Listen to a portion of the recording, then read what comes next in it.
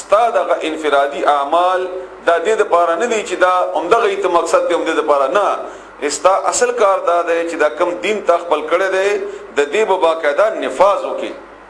دې په باقاعده نفاذ کوي او دې نفاذ لپاره د هر کس خپل صلاحیت ته چا تعالی ډیر ور کړی دی چا ته لګ ور کړی دی چا ته صرف دعوت په بنیاد باندې دی څوک خلق طاقت را جمع کولی شي بیا ډیره بهتره خبره ده چې کله مسلمانانو ته داسې ډلې ملاو شي داسې ملګری ملاو شي چې هغه ملګرو سره هغه په اتفاق سره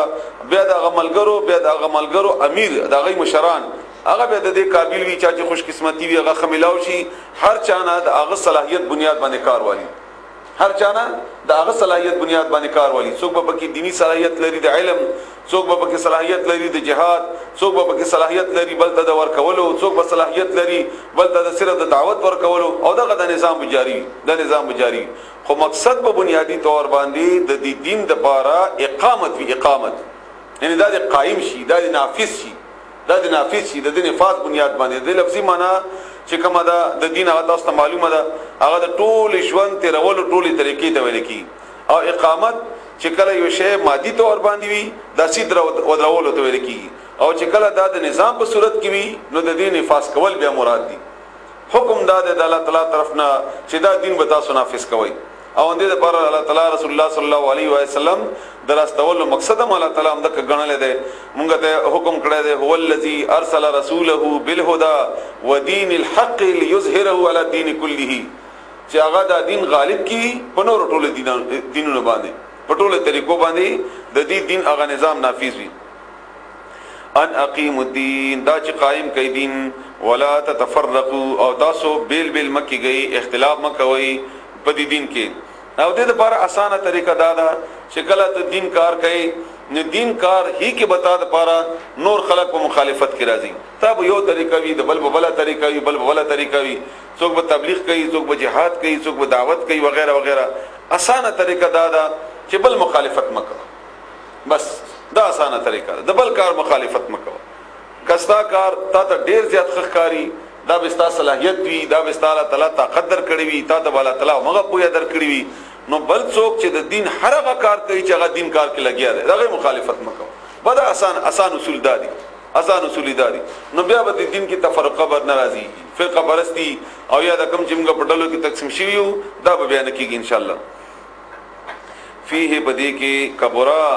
دا ډېر بد لګي دا کار ډېر دروند دی علی المشرکین په مشرکان باندې ما هغه تدعوهم چې تاسو را بلئی الیه هغه طرف ته الله ولا تعالی یجتبی ورکی الیه خپل ځان طرف ته من هغه څوک یشا او چې وی غواړي ويهدی او لار خی الیه خپل طرف ته من هغه چاته یونی چې رجوع کوي الله تعالی څوک چې رجوع کوي نو هغه تعالی راخی الله تعالی نو څوک په زور لارې ته مجبوري او نو څوک الله تعالی په زور لارې نه گمراه کوي او خطا کوي وما تفرقوا او هغه چې جدا شول ان ندي جدا شوي د خلق نو جدا شوي الا مگر من بعد دین ورستو ما هغه جاءهم چراغله او اغیتا العلم علم پوها ان په دین کې خلقو دا تفرقه چې راوستلی وا یا کوي اوس دا د ناپوهي په بنیاد باندې نه کوي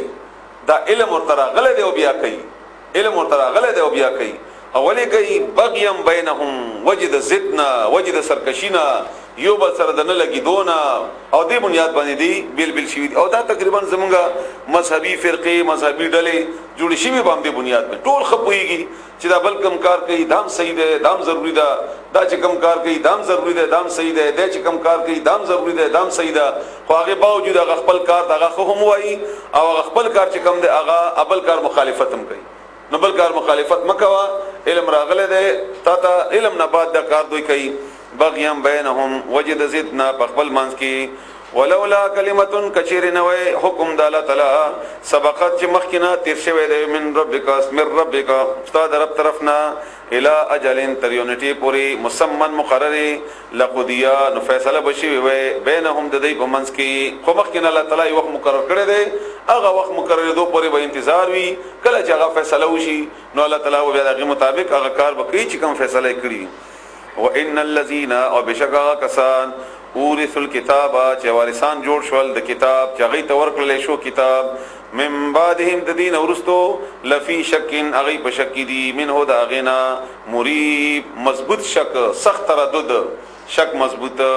فلذالک بس هم دې طرف ته ان دې دین طرف ته فدعو تبلنک وا خلق رغواړه واستقم او خپلهم قائم وسیګه استقامت اختیار کا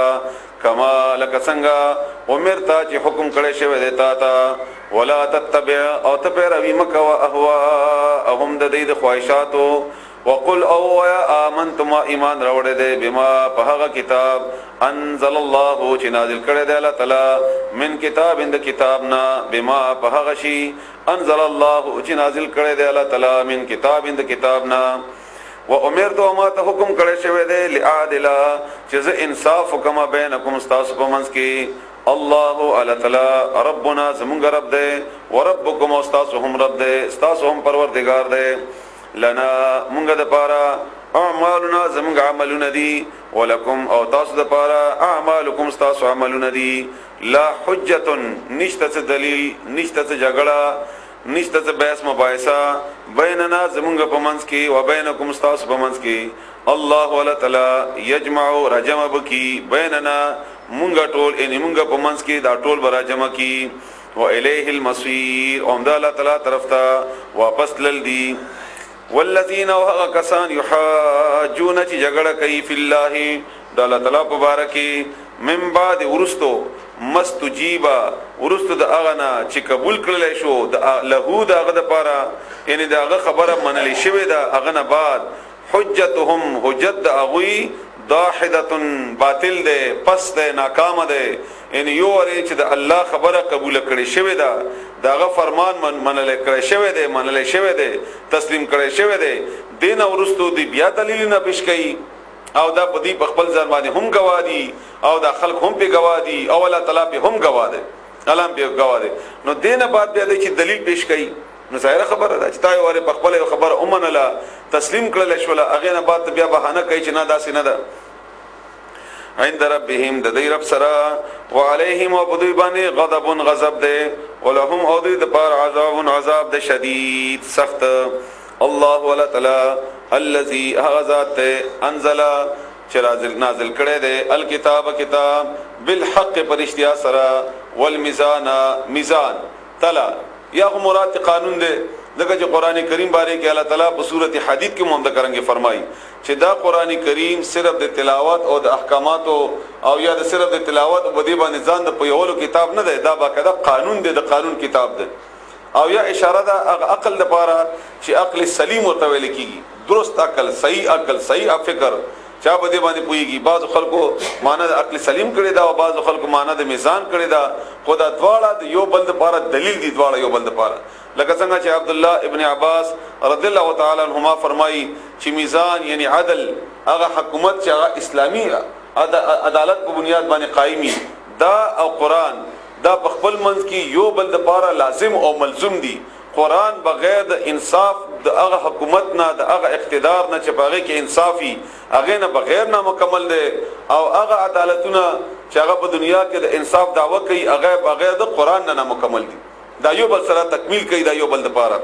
بهترین میزان دی د قران کریم وما يدريك او نه د معلوماتات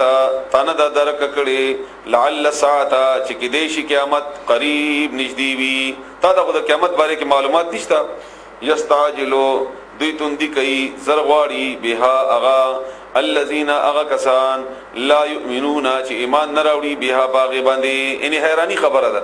چې ایمان نه راوړي هغه باوجود هغه په قیامت باندې جلدی کوي او د مقابله کې چې کوم کسانو په قیامت باندې ایمان ده او هغه ته پته ده چې حساب او کتاب ده لا يؤمنون بها چې ایمان نه راوړي باغ والذین او د مقابله کې هغه کسان امنو چې مؤمنان دي مشفقون یریږي دوی د منها د قائم کې دونه د قیامت نه ځکه چې دې سره احساس د ذمہ داری احساس د پښتنه احساس د الله تعالی په وړاندې د ودرېدو لکه څنګه چې په سورته رحمان کې الله تعالی فرمایي ولمن خاف مقام ربه جنتان او څوک چې یریږي د الله تعالی نه د الله تعالی په وړاندې د ودرېدو نه دا احساس ور سره جنتان هغه د پاره دوه باغونه دي اې د پاره دوه باغونه دي بل ځکه الله تعالی فرمایي و اما من خاف مقام ربه او څوک چې ویری د الله